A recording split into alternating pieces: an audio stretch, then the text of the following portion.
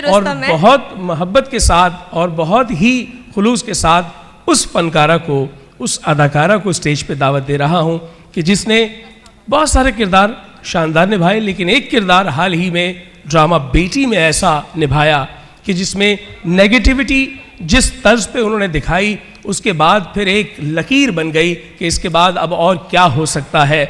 और ये नेगेटिविटी सिर्फ किरदार की हद तक थी, वो खुद कितनी पॉजिटिव है और किरदारों को निभाने के लिए कितनी अच्छी ऑब्जर्वेशन पावर रखती हैं। हम बहुत मोहब्बत के साथ आज 4th icon of the nation award देने के लिए अवार्ड अनाउंस कर रहे हैं। आपकी भरपूर तालियों में अस्मा अब्बास। अच्छा, मैं बहुत सारी तालियां चाहूंगी क्योंकि जब जब इनकी परफॉर्मेंस हम देखते हैं तो हमें लगता है कि ये उसी रोल में ढल गई है। और बेटी में जो इनकी परफॉर्मेंस थी वो तो ऐसी थी कि शायद हमें कहीं कहीं इनसे नफरत होती थी, और वो नफरत इनकी कैरेक्टर की पहचान थी कि वो कैरेक्टर कितना इन पे सूट किया है। थैंक यू सो मच अस्मा अब्बा, आप यहाँ आई। वैसे आपको आपा कहने को बिल्कुल दिल नहीं चाह रहा, बिल्कुल दिल नहीं चाह रहा होगा, यकीनन आप बात मान रहे होंगे कि ये कहाँ से आप आए।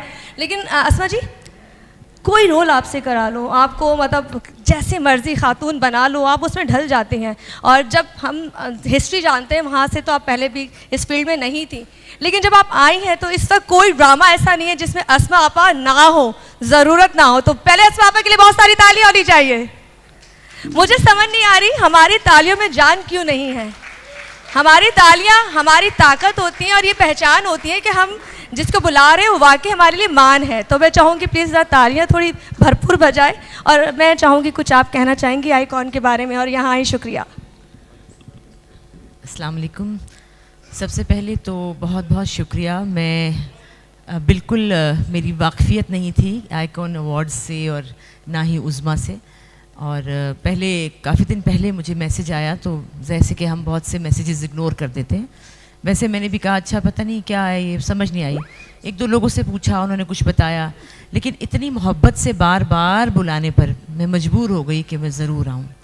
और इसके लिए ये उज़्मा को क्रेडिट जाता है कि इन्होंने मजबूर कर दिया हम लोगों को आने पे, वरना आपको पता है हमारे शेड्यूल शूटिंग के बड़े मसाइल होते हैं, वो अल्लाह की तरफ से आज छुट्टी हो गई।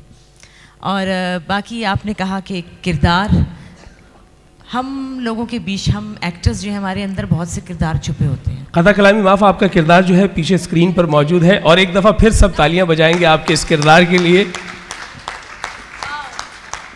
और हम जब सब एक्टर्स की बात ही करूँगी, जब छोटे होते हैं ना, तो जब उससे मिलते हैं तो बहुत सी चीज़ें आपके कंप्यूटर में फिट हो जाती हैं जो आपके जहन में होता है। और इसी तरह बहुत से किरदार, बहुत सी चीज़ें अभी बाकी हैं जो हमने बचपन में देखी। और ये जो किरदार था बेटी का, ये हमारे हमसाए में एक खाला हुआ करती थी जिनके पास हम बहुत दोपहरें गुजारा करते थे, और बहुत से लफ्ज़ उनसे सीखे। वो इंडिया से उनका ताल्लुक़ था, रामपुर से, और वो जो ज़बान जो उर्दू के लफ्ज़ बोलती थी वो बचपन से ही फीड हो गए दिमाग में, समझ नहीं आई कि कैसे वो रह गए, और वो अब काम आए। तो इसलिए जब भी आप लोगों से मिलें, अपने जूनियर एक्टर्स से कहूँगी कि आप लोगों को ऑब्ज़र्व करें, वहाँ से आपको एक किरदार नया मिलेगा जो आपको करने में फिर बहुत मज़ा आएगा। क्या बात है, क्या बात है। और इस अवार्ड की बहुत खुशी है मुझे, लेकिन मेरी एक पर्सनल खुशी जो है, क्योंकि मैं अभी आई तो ज़ेबा जी मुझे मिली, उन्होंने कहा तुम क्या काम कर रही हो, किसी ने कहा ये आजकल ये कर रही हैं, आजकल ये कर रही हैं। उन्होंने कहा अरे हमारा लगाया हुआ बूटा है, हम जानते हैं। तो ये मेरे लिए बड़ी खुशकिस्मती है कि मैं इनका लगाया हुआ बूटा हूँ। मैं चाहूँगी कि ये मेरे पास स्टेज पे आएँ और मुझे दें। Thank you so much. Please अब अगर आप पर्सनल बातें कर ही रही हैं तो आप ये बता दें ऑडियंस को कि आप मेरी मकरूज़ हैं। बताइए इनको। जी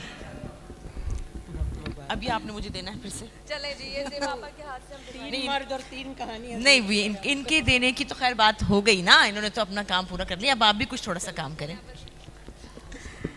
थैंक यू सो मच। मैं बहुत प्राउड फील करती हूँ। अब आप लोग कहेंगे ये तो शुरू ही हो गई, भाई मैं क्या करूँ। अब इससे पहले जब मैंने काम शुरू किया था तो मैं एक बावर्ची खाने का शो किया करती थी, माँ जी हंडिया पकाती थी, क्योंकि उसी की इजाज़त मिली थी शुरू में। तो हंडिया पकाती थी, साथ गाना भी गा देती थी। मौका मिला था ना बोलने का, तो गाना भी गाया, बातें भी की, खाना भी पकाया। उस वक्त मेरे एक गेस्ट जिनको मैंने बुलाया था, कवि साहब आए मेरे शो में, और उन्होंने मुझे कहा तुम बहुत आगे जाओगी, ये लिख लो बात।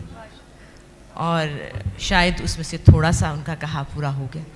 मैं ज़हमत दूंगी अपने मोहतरम दोस्त कवि साहब को, प्लीज़ आइए।